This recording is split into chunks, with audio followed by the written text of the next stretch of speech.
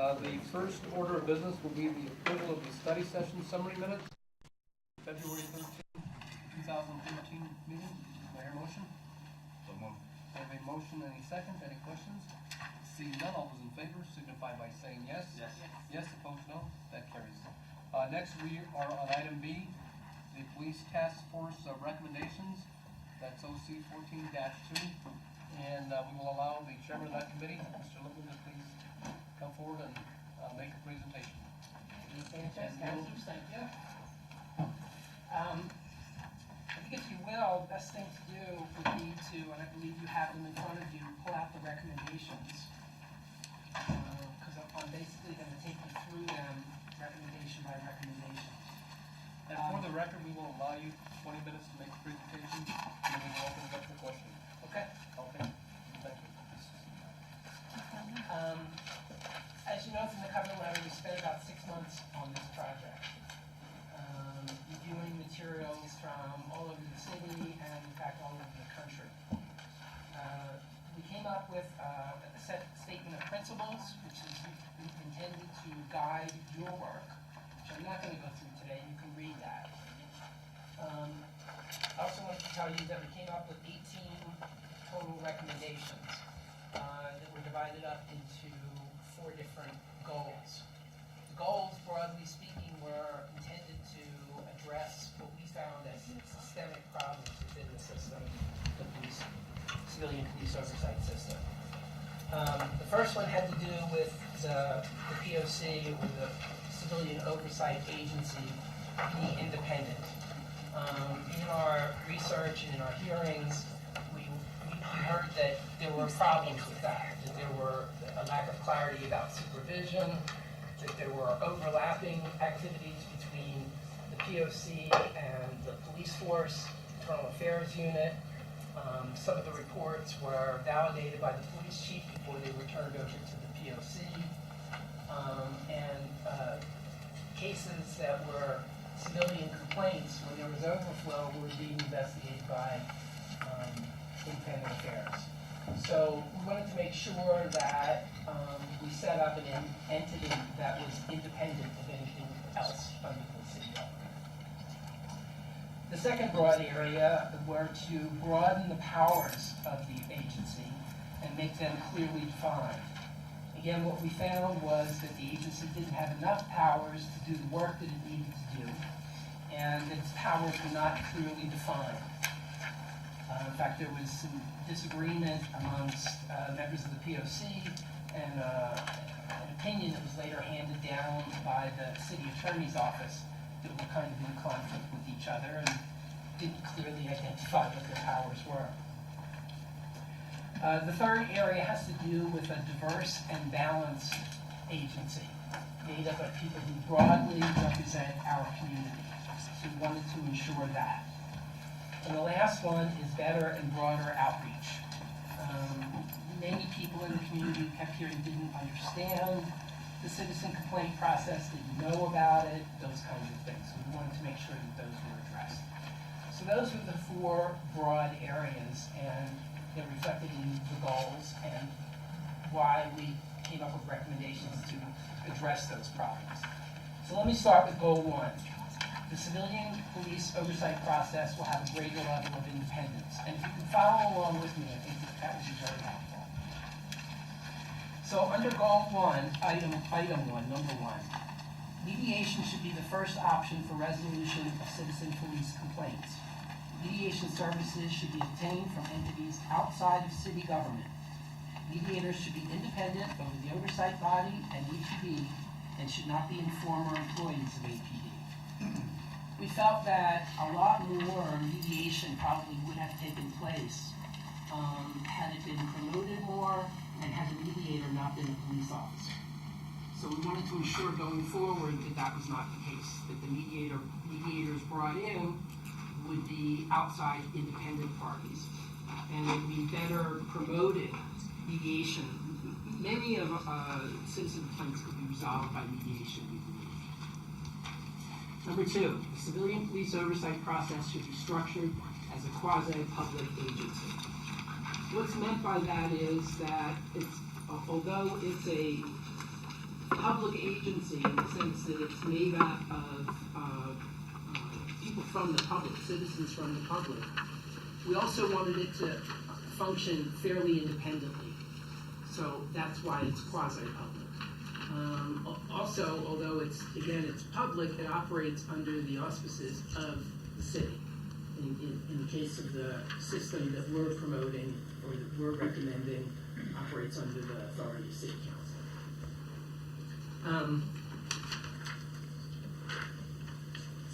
So A, the Civilian Police Oversight Agency will be responsible for the full range of civilian oversight of police, from investigation of individual citizen police complaints through policy formulation. The agency will employ sufficient staff to carry out these functions. This lays out the broad range of functions that we think the Civilian Oversight Agency should be involved with. So everything from, as it says here, the investigation of individual cases through policy formulation, making recommendations for policy changes.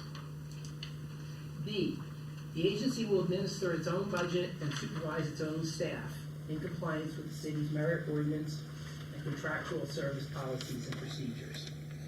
This is intended to make clear that the employees that operate under the Civilian Oversight Agency are employees of that agency, not employees of the city government or any other entity. Again, there's a lack of clarity there. Today, the way it is today, I believe the independent review officer ultimately answers to the CAO. We want it to be independent and supervised by the people who are running the Civilian Oversight Agency. The agency should be permitted to retain or employ an attorney to provide legal advice and to advocate for agency positions before other branches of city government. This is a direct reaction to what happened this past year with the city attorney's office and the POC, and there being discrepancy between the two. So we felt that the civilian agency should have the ability to retain its own attorney to interpret things for the agency itself, not dependent on someone else's interpretation who there may be a conflict of interest. Number 3. Now, to me, number 3, this is an editorial comment on my part, although I would think that most of the members of the task force would agree with this. In terms of creating an independent entity, this is probably the single most important thing. The Civilian Police Oversight Agency should have a dedicated and independent source of funding. As you all know, funding can be a powerful tool for controlling any entity. So if it's under someone's department budget, it can be expanded or retracted depending on how that budget is written. So we're recommending that it have a dedicated and independent source of funding. The A and B under there, our funding will be determined, this is a suggestion, funding will be determined by a specific metric. For example, an amount equal to a percentage of the total APD budget or a per capita amount per police officer. So what this means is not taking, once the APD budget is made, not taking something from the APD budget necessarily, but an amount equal to, let's say, I'll throw out a number, 1%. APD has a very large budget. 1%, could be like $1 million to fund the civilian oversight program. And it should be tied to a metric like that. If it's a police force with a very big budget, the civilian oversight should have a big budget. So it would correspond if it's a percentage. Same thing with police officers. If you tie it to the number of officers, the larger the police force, then the more money the Civilian Oversight Agency should have. Item 4, the citizen police complaint findings should not be released to APD prior to finalization by the agency. I've already mentioned this. This is something that is being done currently. The report was being checked with the police chief before it was turned into the civilian oversight. Okay, goal 2. This has to do, as I said earlier, with broader and clearer authority. So goal 2, the Civilian Police Oversight Agency should be invested with clearly defined and broader authority. Recommendations, number 5. The Civilian Police Oversight Agency should have the authority to recommend officer disciplinary action from the chart of sanctions for sustained police complaints.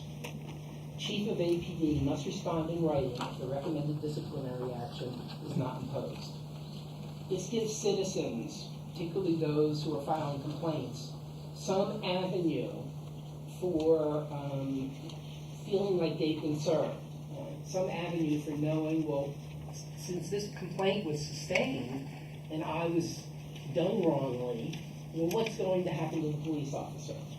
So we're giving the authority to the civilian agency to recommend an action from the police, from their chart of sanctions, and asking the final decision still would rest with the police chief, but asking the chief to respond if he doesn't concur in the same sanction. Number 6. The Civilian Police Oversight Agency should have the authority to recommend changes to APD policy, training, programs, and procedures. The Chief of APD must respond in writing to the recommendations, indicating which recommendations will be followed, and providing an explanation for those that will not be followed. This is the authority given that we're recommending that the civilian agency have to recommend policy changes. It shouldn't just be bogged down in individual complaints, but over time they should be studying trends and analysis and make policy recommendations to the police or to the city council for changes that would better serve the public. And we're asking again that if those recommendations aren't followed, that there be a report back why they weren't followed. Number 7, the Civilian Police Oversight Agency should have greater access to civilian complaints, court complaints, and internal affairs case data. We heard this over and over again, and I can tell you from the national conference that I attended, I heard it over and over again there as well.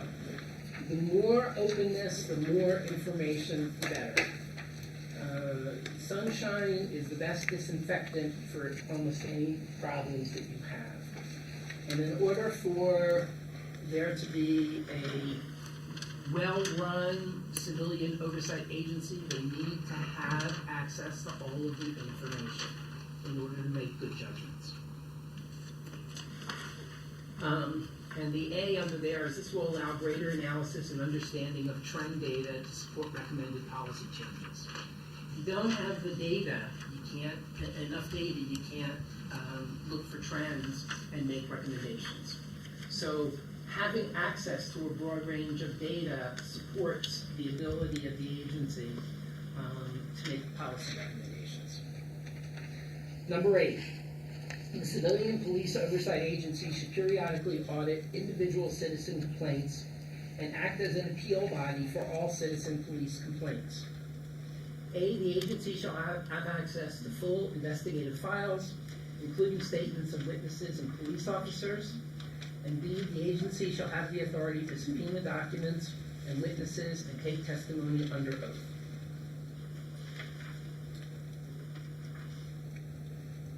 At first, this may seem like a very broad kind of thing, but particularly the ability to subpoena and take testimony under oath. But there's a lot of precedent for this, for citizens calling in people to have them testify under oath and subpoena them.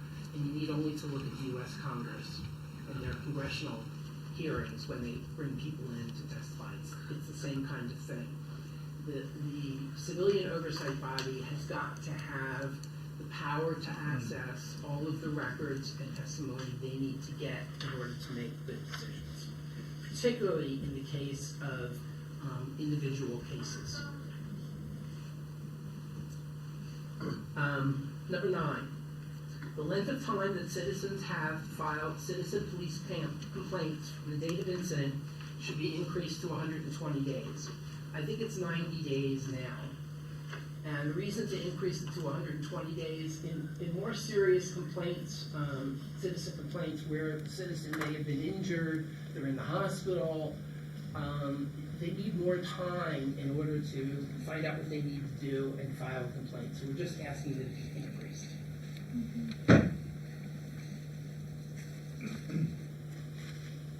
Number 10, all complaints about direct civilian officer interaction should be routed to the Civilian Police Oversight Agency regardless of source. All internal APD complaints not relating to civilian officer interaction will be handled in accordance with APD policy. This is intended to lay out a clear set of duties and responsibilities. All citizen complaints go to the citizen complaint entity, and all internal things involving APD policy go to APD, be handled internally.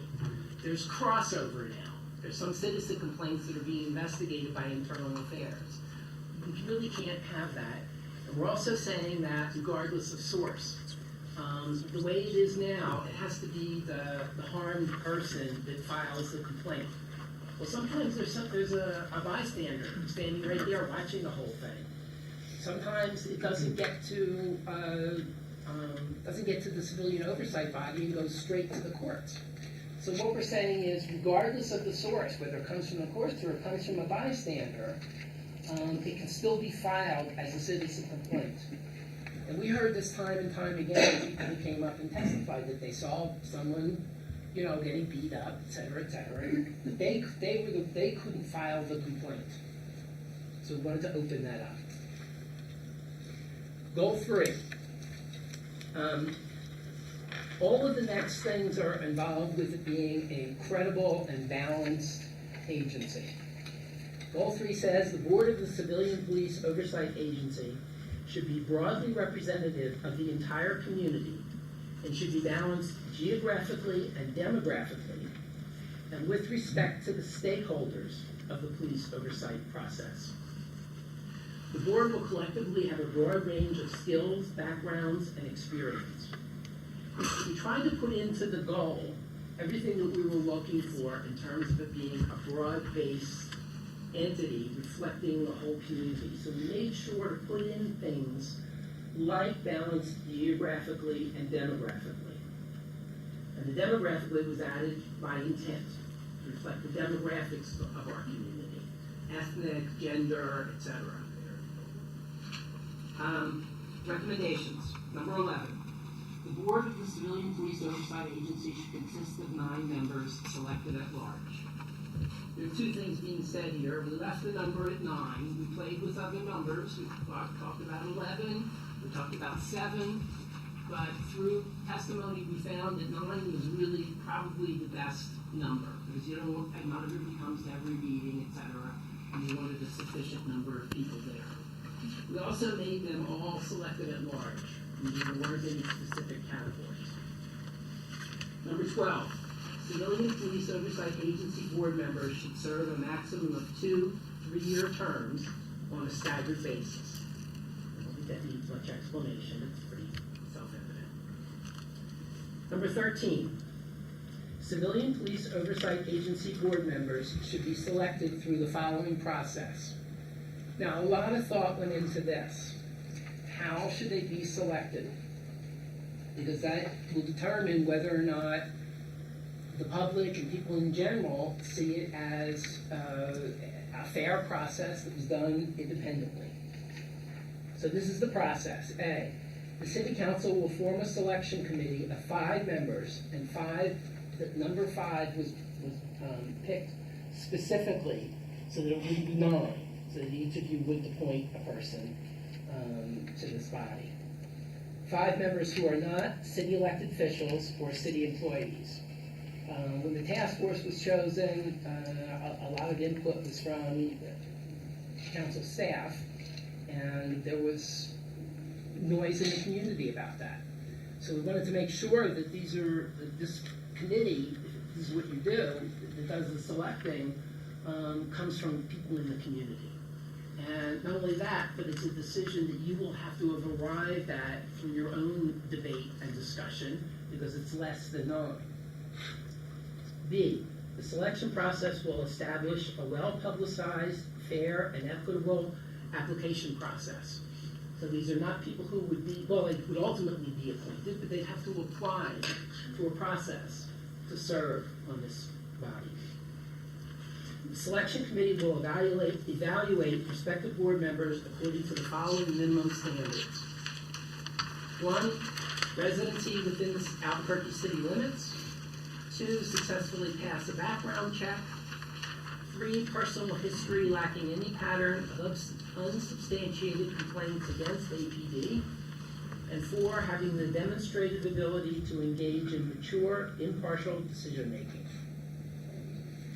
D, the selection committee will submit their recommendations for board membership to the city council for approval. E, no member of the Police Oversight Task Force or the current Police Oversight Commission shall be appointed to the first board of the new Civilian Police Oversight Agency. This is put in there to avoid any conflict of interest from the task force or the Constitution. Number 14. Upon selection, let me say this about the next two, 14 and 15, are both intended to fairly significantly expand the amount and the kind of training that board members of this agency would have to undergo. Again, it's something we heard, particularly from the police side, that these people are deciding on things that we're doing and they don't know what we do. They don't understand what we do. So we wanted to make sure that we put, regardless of their background and what skills they may have coming to the table, that they're put through a training program that will ensure that they're knowledgeable about the issues they're going to hear about. So I'll start with 14. Upon selection, Civilian Police Oversight Agency board members will complete an orientation program consisting of the following. A, attendance at board meetings. We would like them, if possible, not this first time around, but in future years, for someone who has applied and wants to serve, has been selected, to go and see what a board meeting is like, what it looks like. B, becoming familiar with agency policies and procedures. That's self-evident. Know what it is that you're getting into. And C, failure to complete the orientation program will result in not being appointed to the board. So these first two things are before you get your final appointment. This is just to make sure, go look at a board meeting, look at the policies and procedures, make sure you still want to do this. So that's an orientation. Number 15 is the training. 15, all Civilian Police Oversight Agency board members should complete a specific training program which shall consist of the following. A, completion of the APD Civilian Police Academy. B, civil rights training or anti-racism training. C, a specific number of APD ride-alongs. D, annual firearms simulation training, the FATS training. Internal affairs training. Periodic additional training programs. And G, board members are also encouraged to attend national conferences and workshops relating to police oversight, such as the annual NACOL conference at city expense. And I would highly recommend that NACOL conference. I think everyone who serves on this should go to that. Failure to comply with the training requirements may result in dismissal from the board. This is very important. You all know, as far as I know, there are no checks on the training that people have to undergo now. We want to make sure that they go through the training and that they complete it. So there's a sanction if you don't. Goal 4. Goal 4 is all around creating better and broader outreach and creating a new identity, a new branding, if you will. So goal 4, the Civilian Police Oversight Agency will develop and implement a program of community outreach with the intent of reaching a broader segment of the community. Recommendations. Number 16, the Civilian Police Oversight Agency will report on its community outreach efforts to the City Council on a semi-annual basis.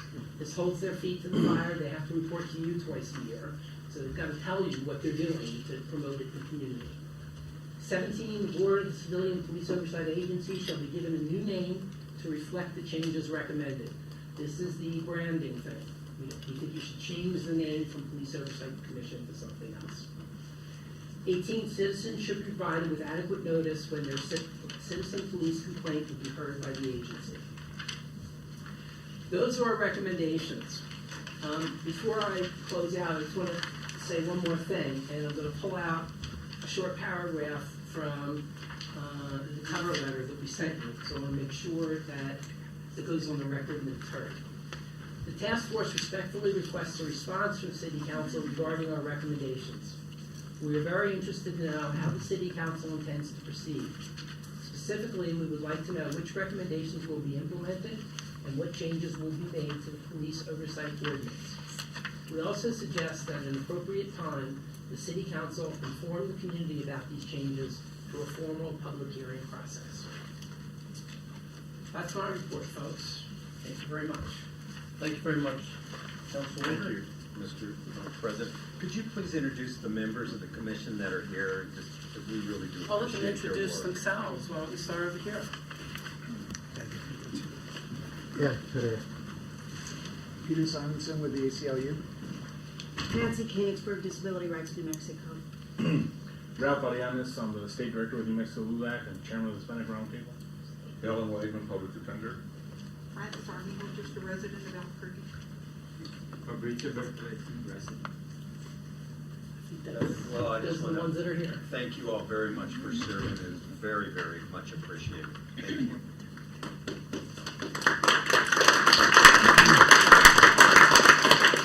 Are there any questions for Mr. Lippman? Councilor Benton? Mr. Lippman, as I understand it, these are unanimous recommendations. Yes, I There meant was to say plenty that of up front. debate. Thank you. All but 3 of the 18 were unanimous. Okay. And so, would you be willing to say which 3 were not completely? I don't think that would be particularly helpful. Okay, but. I think it's public record, though. All right, so that is in the public record, but most of these were unanimous recommendations. So 15 of them were unanimous. Okay, thank you. 15 of the 18. Councilor Gardner? Thank you, Mr. President. Mr. Lippman, I've gone through the recommendations and we've had an opportunity to talk in a real casual way. But one of the things that came to mind when these were presented is that some of these recommendations ask for funding, ask for staffing, ask for things that really, I don't know that this body is able to come up with money like that, and I don't even know what the amount would be. I know you talked about 1% of police budget, or whatever the amounts are. And I think it deserves staffing, but it also speaks to the stipend for members of the task force. There's a recommendation. I don't remember reading that. I know we talked about it. I don't think it came through in the final recommendations. Did I skip something? Yeah, you skipped it actually. Did I skip a whole goal? No, What did I miss? 3B, if legally possible, members of the newly formed civilian police oversight board Okay. will receive a stipend compensation, Sorry, I missed but that. will not be eligible for city benefits. Right, okay. Sorry, I The reason I bring that up is that it would be a very confusing issue, I think, Right. for the kind of setup that we have now for volunteers, and that's what this is, it's a volunteer board. We would then have to revisit, open space commission, arts board, and everyone else that does a lot of hard work, very appreciated, but it would be quite expensive if we were to go back to that. And I don't know how we would come up with it. For instance, I think that we pay the counselors too much, but. Some of us. Of course, they're volunteer work, but you get what I'm saying. That if we go back and. I understand. I don't know And we how spoke many, about this when you met. and I don't know how many boards and commissions we have at this point. I think there's like 15 or 16, of which there's anywhere from 5 members to 15 or 21 members. And you can see that if that then becomes even a $10,000 stipend a year, as Everett Dirksen used to say, we're speaking big money now. And it's something that I think we have to be careful that where does volunteerism comes in, but what are we doing to that? So that's one of the things that I wanted to make sure we discussed it and we understood what it meant in its protracted sense. Now, you talked about the agency should have a dedicated and independent source of funding. And I'm not sure, I mean, I'm still on that. I'm not sure what you mean by outside source of funding. Fundraising No, capacity? no. And this gets into a technical thing that I'm not knowledgeable enough to answer. I'm sure staff can answer that question, but before they do, say how it can be done, let me make sure you understand what it is I'm saying. I thought I made this clear when I explained that during my presentation. And what we're talking about is tying it to a metric that's relative to the size of the police department. So be it a 1%, a very small percentage of their entire budget, or a so much calculated based on the number of officers, so much per officer, but intended to come from another source. And I'll let staff address that. Mr. President, councilors, I think the task force intended that to mean that instead of having the independent review office and the POC be funded, currently it's under the Chief Administrative Officer's budget program line, and to actually remove that and treat it as its own department and program under the budget. So their suggestion of a certain percentage, for example, 1%. APD's budget is currently about $153 million. So 1% of that would be about $1.5 million to be used for the agency. And just so it's not under the influence of the Chief Administrative Officer or any other department of program budget. And I don't want to get too hung up on those specifics of that, but when we talk about that, then it would have to have some tracing, some place that it resides. We can't sort of say 1.5 million will be put somewhere, and then people go over there and help themselves and have No, it would be treated just like the counselor's budget, say Parks and Recreation, different budget lines. It would be its own section of the budget, if you will. But maybe I wanted to establish the fact that outside, independent, kind of threw me a little bit there. And I have a few other questions, Mr. President. I don't know if you want to go to other folks. Let's go to Councilor Gibson, and then we'll go back in.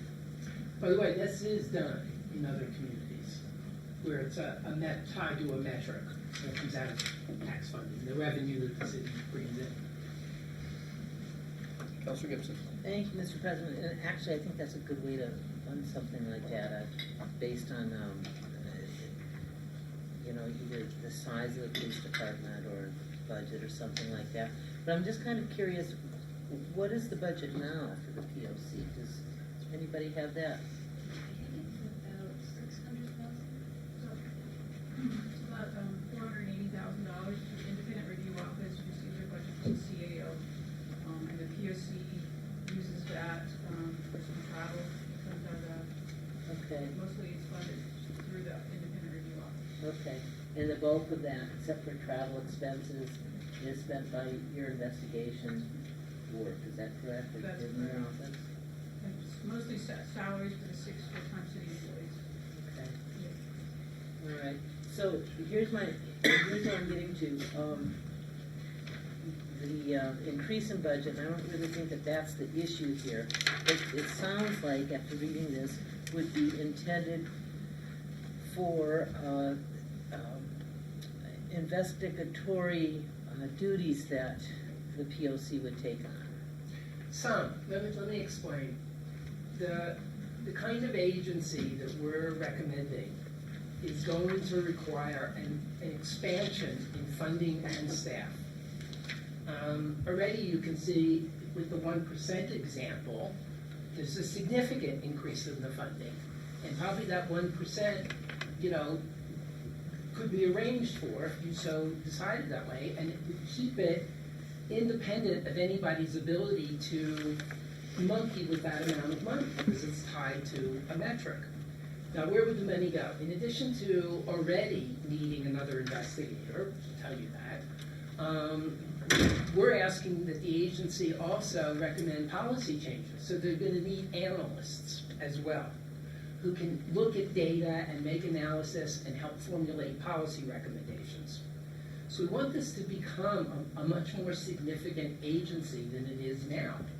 And in addition to doing investigations, which she doesn't have enough to do now, that's why some of the cases are going to IA, we're going to need analysts that can help with policy formulation and have the data to back up those recommendations.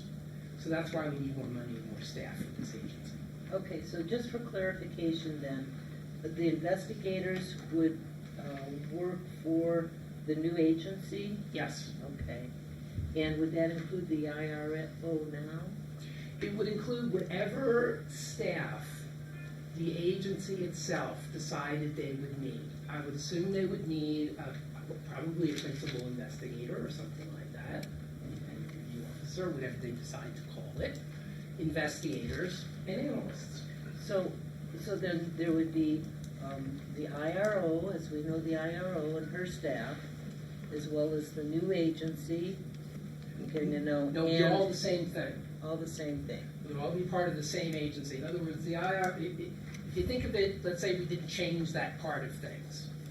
The IRO would then shift, instead of being supervised and the budget coming from the CAO's office would have its own independent budget, the way Stephanie explained it, and would be responsible to this new agency. So with its own budget and staff. Again though, there would be the new agency, Right. and then there would be the existing IRO and her staff, and then whatever. No, the existing Still not IRO, getting it. okay, the existing IRO and her staff would become an employee of the new agency. Isn't that what I just said? Well, it sounded like you were saying they were separate.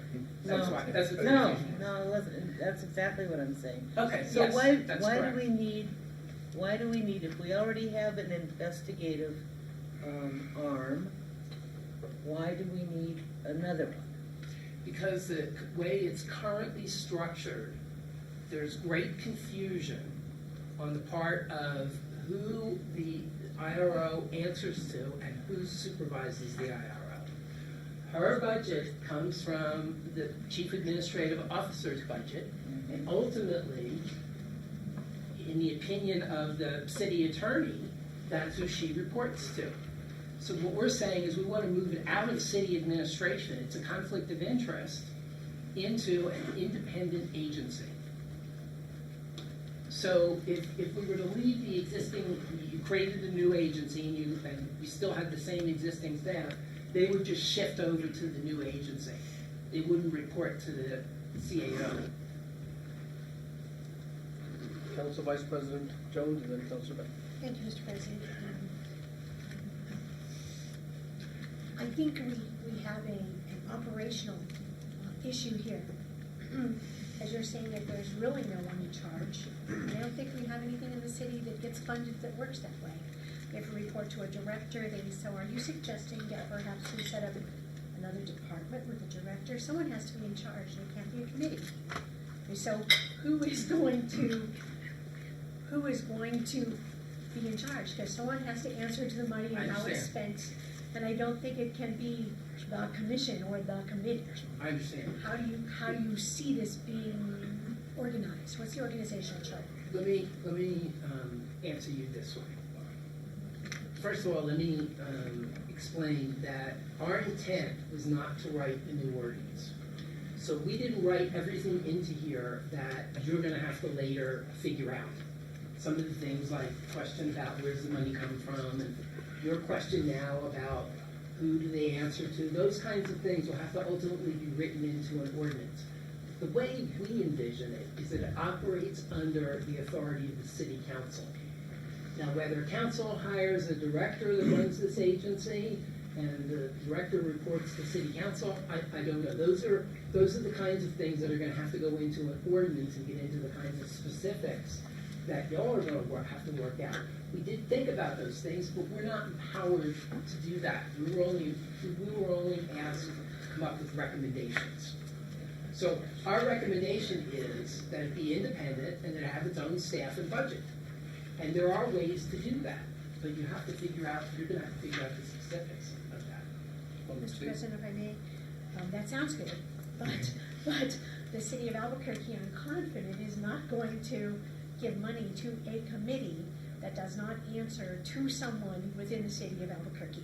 Therefore, the committee will never be the ultimate one who runs this. There has to be a director, an IRO, there has to be someone who is ultimately responsible, and they have to answer to someone within the city, because we can't just, especially for $1.5 million. And so I think we have a lot of details here. It sounds good in the big picture, but I don't know that that's something that can necessarily be worked out in a government type of situation. But I appreciate where you're trying to go Well, with with all this. due respect, I can tell you that in other cities, they have such an arrangement. They have a budget that's tied to a metric, and they have a director that runs the agency. That's the question. You And have I a don't know director. I don't know what the reporting structure is, but that, again, these are things that we're not empowered to do anyway. So would you, Mr. President? Proceed. Thank you. So would you see this as another department with a director? And therefore, that director, here's the key, that director will have to be an appointee or an elected official. It can't just be an independent person. It has to be someone who's working with city money and running this. So that director, no matter what you want to call it, whether you want to call it answering to the CAO or answering to, that director is going to have to answer to someone. Of course. Okay, so no matter how we look at this and what we name it and call it,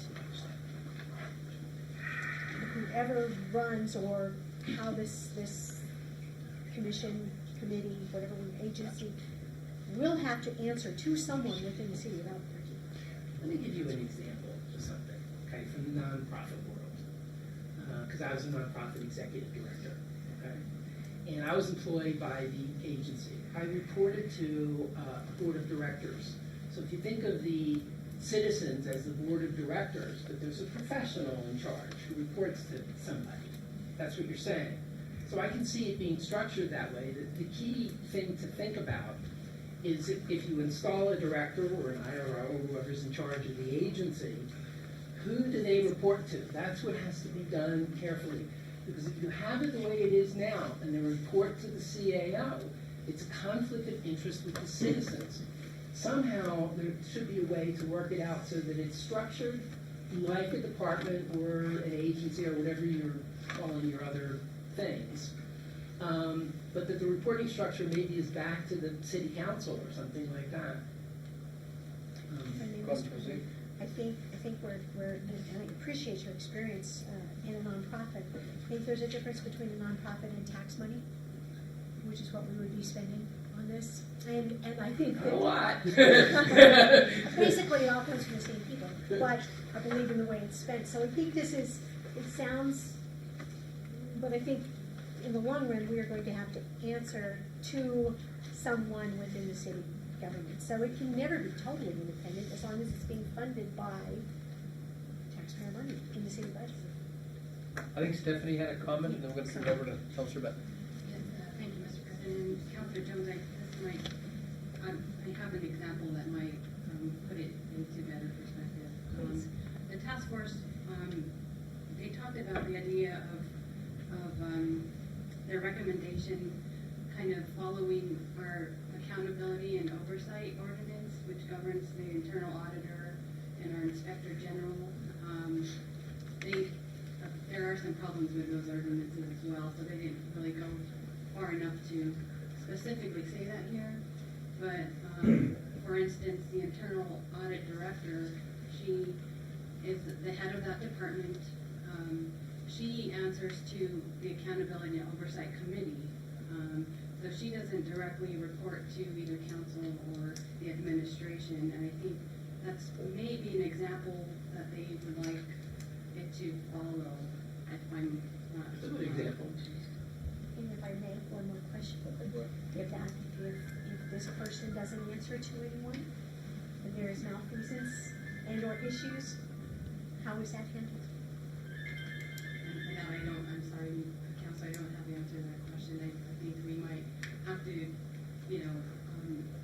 investigate, just review kind of the structure of maybe the internal auditor, what recourse somebody would have against malfeasance. Thank you. Thank you, Councilor Mr. Benn. President. So the task force did not anticipate and did not use the words IRO Right. in your recommendation. We did not use that term. No. And so there would be an executive staff of this board that's under the direction of the board. As Right. far as you tell them to go jump and they jump. That's pretty much what And we're looking at. the Right. and I'm using the Task word force board. members? I don't think you used the word board either. Probably intentionally not trying to get down into that level of detail. But I think I'm we calling did. it a board because it needs to be a very responsible group of people who is giving a certain amount of direction to staff, or maybe all of the direction to the staff.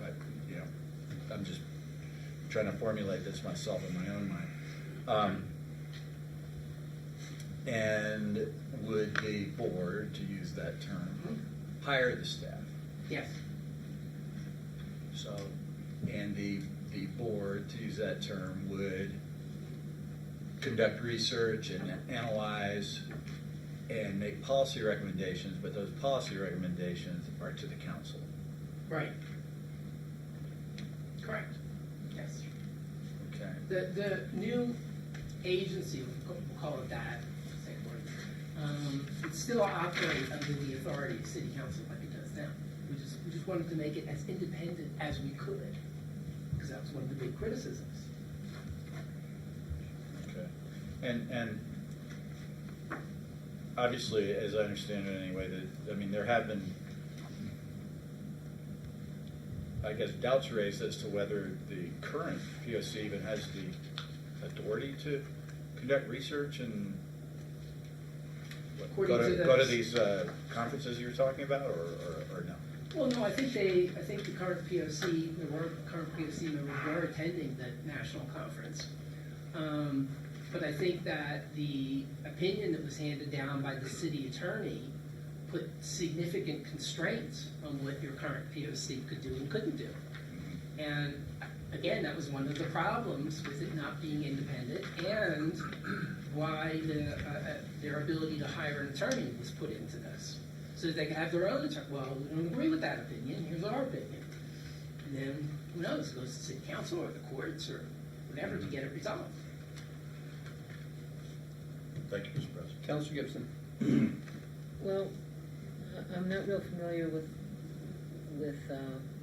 what was put forth that would limit or define, but I did look at the original ordinance, and it uses verbs like to promote a spirit, to oversee, to review, to submit findings, to engage long-term planning process. It specifically says the POC will not investigate any complaints.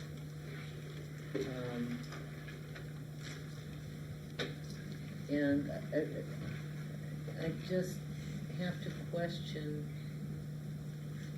that, given that type of an obligation to this agency or commission, whatever we're calling it, turning regular common folks, into investigators, if unless I'm misunderstanding something. Yeah, no, the agency would employ professional investigators to do the investigations, and they would report their findings to the board. Okay. So the board members, citizens wouldn't be doing the investigations. They would be looking at the result of the investigations. But we are empowering them with the ability to bring in people for additional testimony, et cetera, if they feel they need it. Yeah, acting as an adjudicating body. Is that correct? Well, I don't know what you mean by that term, and I'm not an attorney, so to make assessments, judgments. Yes. Yes. Thank you. Councilor Pena. Well, I just want to start by saying, thanks to the task force members for working on this and providing these recommendations. I actually wanted to kind of move on to go to, under 5A. Currently, if my memory serves me correctly, that at the end of the day, it all lies on the table of the chief, correct? And it seems, based off of these recommendations, that that's exactly what happens now. So, the chief has the final say. Did you put any consideration into, because I think that was kind of part of the issues with all this. So was there any consideration made to have there be an appeal process if people aren't happy with what the chief of police decided at the end of the day? Back to the mayor, to council, something? Well, what we put in to address that, we didn't think that the civilian authority, the civilian board should have authority to discipline officers. Correct. But we felt that the civilian authority should have, be able to at least recommend from the chart of sanctions what they feel the sanction would be. And we're requiring the police chief to report back if those sanctions don't match. So if the sanction is much less than what was recommended, he would need to report back, or much more, and say why. So the citizen has access to what's going to happen to this police officer through the agency and the agency's recommendation on discipline. Mr. President, but at the end of the day, we could end up with the same result, is that, maybe the average citizens don't agree with what the chief decided, and he has the final say. Yeah, we felt that the police chief has to be able to make his own decisions about discipline. We just wanted some public input on it, and we wanted an ability to, for lack of a better way to express it, red flag it if the civilian body came up with a recommended discipline and the police chief gave, a much less discipline, a little slap on the wrist or something that the civilian body thought was much more serious, they'd be in conflict with each other, raise red flag, and there'd be discussion about it. I don't know what the remedy would be, whether you have to take that to court, or goes to city council, or how that gets resolved ultimately. And I had one question also on goal 2, number 7. When it states here, the civilian police oversight agency should have greater access to civilian complaints, court complaints, and internal affairs case data. In some cases, if it's going through internal affairs, I don't think internal affairs is going to release that information to the POC. Yeah, I would just have a little bit of concern that there could be some legal issues in this particular case when there are things that need to be kept confidential while the investigation is being investigated. I understand. So let me answer it this way. Again, I have to excuse I'm not an attorney. I believe that there's sharing of data now between internal affairs and the IRO.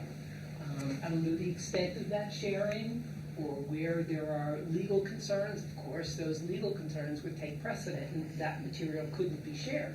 But to the degree possible, the more information sharing and the more openness, the better. Because any time you withhold stuff, people start questioning, well, what are you hiding? That's Vice President Jones. Councilor Bennett. Thank you, Mr. President, and I think Councilor Harris could probably give me some advice on this one, but it seems to me we're kind of on a slippery slope here because there always is recourse for the citizen, and that, of course, is the court system. And being, like you, not an attorney, I'm certainly not sure about this, but it seems that if we start revealing to, again, a citizen committee, citizen agency, multiple people, information that's in internal affairs or something like that, are we interfering or causing any potential issue if this goes to court? I mean, I'm not sure where we're going with all of this, but it seems that there could be some potential issues on several things here. We know we want to be transparent, but we also want to protect the rights of everyone involved in this. Councilor Harris, I think I'm just going to let you talk about this back up. I have some other questions, but yeah, I don't know if you, I think this are. We'll go ahead and see. Okay. There's something that I don't know if people realize under the federal civil rights law. What Congress did is actually create incentives for people to sue for police misconduct because attorney fees are mandatory if there's any kind of civil rights violation. And that's why the city oftentimes will settle these civil rights cases, because what's happened, we've gone before juries and the jury has awarded $1 and $300,000 in attorney fees.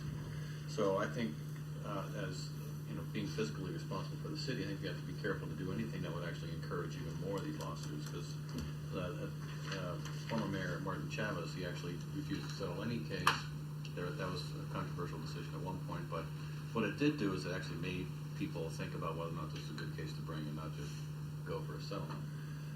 So I think we do have to be careful about how we open up this information, and we're just going to give civil rights attorneys who do pretty well already more opportunities to file lawsuits when maybe ones aren't warranted. So I have some other concerns about this, but we'll go ahead and we'll talk about that.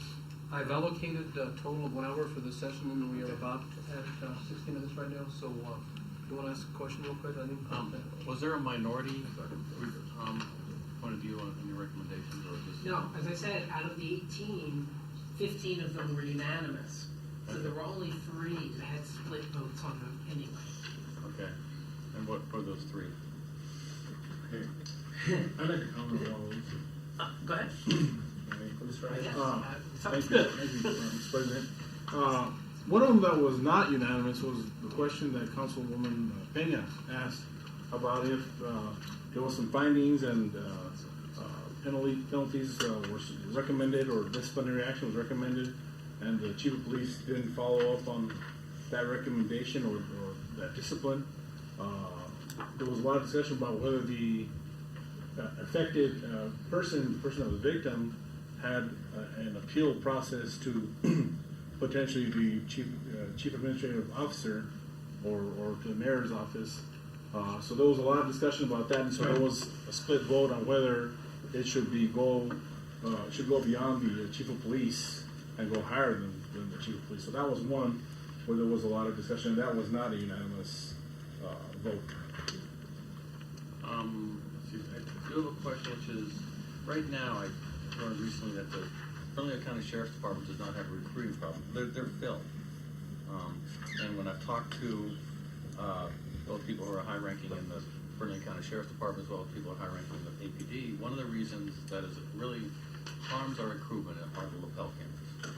If a police officer can go anywhere else in the state, virtually, and not have to have a camera on them, and then they'd rather do that.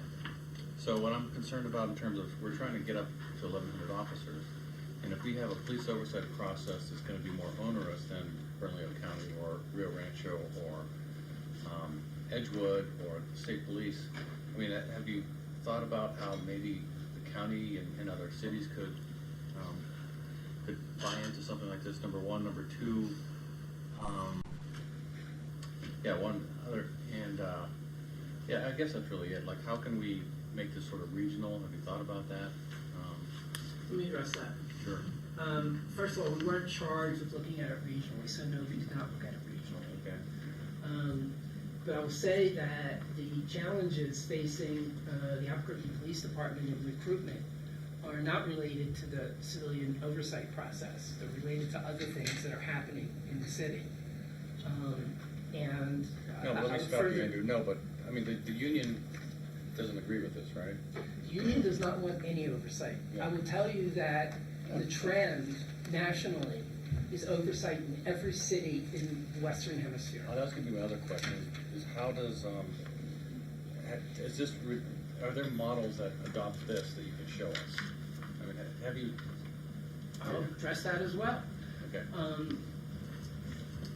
First of all, we gathered information from around the country for models. We also looked at past reports that have been done that your own current POC. And I attended a national conference on this issue. I can tell you that there are no one-size-fits-all. There are different models in different cities. The cultures are different, the practices are different, the police forces are different. So all of these things differ. But having civilian oversight is not something that varies. Every city has it, and cities that don't have it are looking to put it in place. And there were people there from other countries as well, Western Hemisphere, but from South America and places like that at this conference who were also looking at doing this. If you go back to the 1800s and you look at when the first civilian police forces were put in place, the very first one was in the city of London. And the first police commissioner was charged with setting up this police force. It was very, very controversial because prior to that, it was only the military. Mr. Lippman? Yeah. You know, we can go into some history of this at this time, but we're really limited in time. We've got another group that needs to present to us committee. But let me go to Council Wicker and then Councilor Gardner with the two sponsors. And then Councilor Dunn. Thank you, Mr. President, and I want to really again thank for the dialogue and the debate. I know you all hashed it out quite a bit, and I think all the kind of dialogue we're getting is fantastic. I want to talk a little bit about next steps. I think that Councilor Gardunio and I are going to take what the recommendations from this commission, and we're going to try to craft an ordinance. Now that doesn't mean maybe some other councilors might also take the recommendation to craft their own ordinance, but I think that's what the next step's going to happen, and so we're going to start working on it and see what we can come up with. I think one thing what we can all agree on is that there are problems with the current ordinance and the way it's working, and so I think we all can agree on that, and let's see if we can make it better. Be great. Councilor Bennett, and then we'll have Councilor Gardner close. I also want to thank you and the board. It's a tremendous amount of work, and I think it's pretty darn good product. So, but I also want to quickly question, because you referred to legal limitations, and of course there are legal limitations. The legal limitations, I'm sure, would apply to internal affairs complaints to some extent. I think they would most likely apply, and internal affairs by its nature is a certain form of personnel, human resources issue, right? To some extent, it goes well beyond that, given the nature of the work that is being conducted by. To me, this would be a key. But A lot, because there are things that the current POC wanted to do that were in conflict with the current union contract. And in fact, as we were reaching the final stages of our internal negotiations and starting to produce the recommendations, we wrote a letter to the city council asking you all to contact the mayor and ask the mayor to withhold not the pay raises and all of that, but withhold those portions of the union contract that were going to interface with civilian oversight until after we issued our recommendations and hopefully after you guys craft an ordinance. So that they're not in conflict. Because going forward, I suspect if they're in conflict, it's going to have to be something that will be settled by the courts. And the court will decide which rules, city ordinance or union contract. And real quickly, before we close with Councilor Gardner, I want to thank Dr. Perlman for his work and our staff in working with the task force. Councilor Gardner.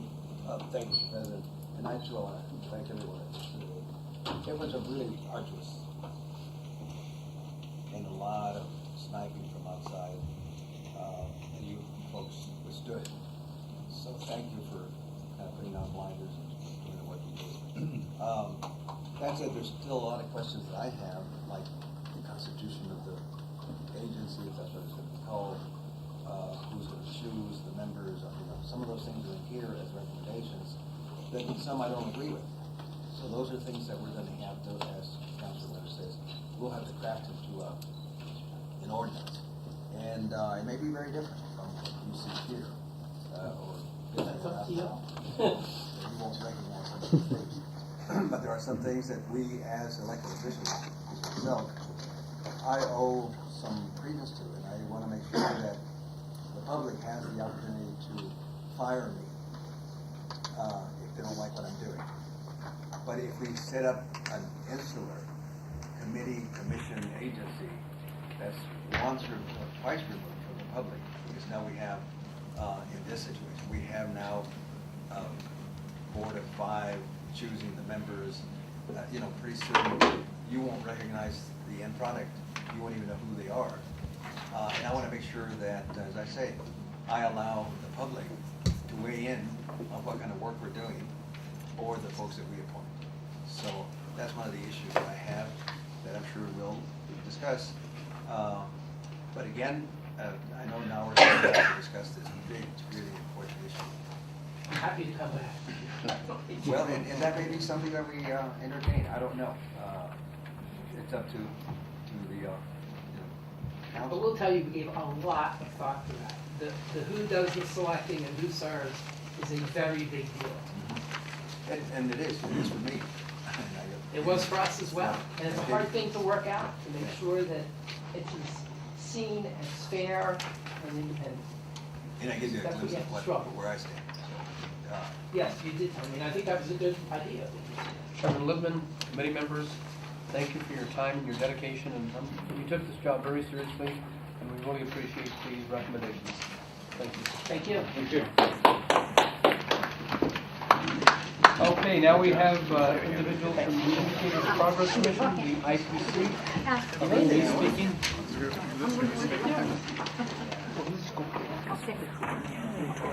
Mr. Chairman, we've got the chair, Ms. Patricia Sackler, and she's got the presentation, and we're going to take a minute to put it up on the screen if you would. Sure.